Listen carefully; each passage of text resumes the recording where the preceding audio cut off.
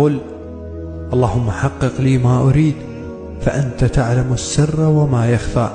اللهم فوضتك أمري كله فجمله خيرا بما شئت، واجعلني يا رب ممن نظرت إليه فرحمته وسمعت دعاءه فأجبته.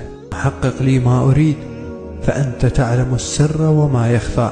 اللهم فوضتك أمري كله فجمله خيرا بما شئت، واجعلني يا رب ممن نظرت إليه فرحمته وسمعت دعاءه فأجبته. ما أريد فأنت تعلم السر وما يخفى.